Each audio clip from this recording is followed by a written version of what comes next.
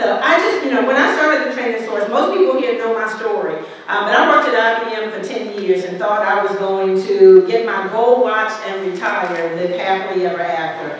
And many of my friends, as I tell the story, were living in IBM houses, driving IBM cars, and had their kids in IBM schools.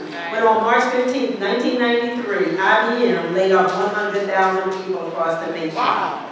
100,000 people in one day. It was a sad day for those of us working at IBM, and I was blessed because I was not one of those who got laid off, but I was not blessed because I was going to be one of those who had to stay and do the work of 100,000 fewer people.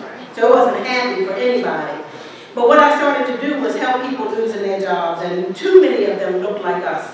And I started to help them write resumes, develop job search strategies, but most importantly, a sense of hope that this might be the best thing that ever happened to you, because now was your opportunity to figure out what you want to do with the rest of your life.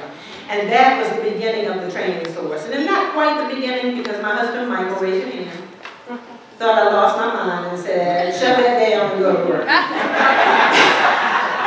And I kept trying to shut it down and go to work and, like Stan said, work hours for dollars.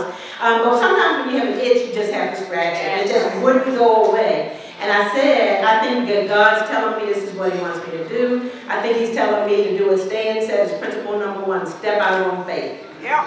So I ended up leaving IBM with no business, with no contract, with no place to operate, with nothing but the belief that this is what God wanted me to do. Yeah. So not only did IBM support me in leaving, they let me be a contractor for a year, but they gave us the first 15 computers for the Training Source. They gave us every whiteboard we still use today. I mean, they just gave us so many of the resources that we have.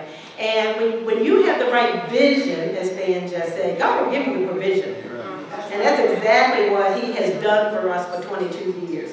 So when I stepped out just to do job training, who would have thought that 22 years ago we were one of only 7 nonprofits in Prince George's County that are fully Standards for Excellence accredited. That means we do 67 things at best practice level or above.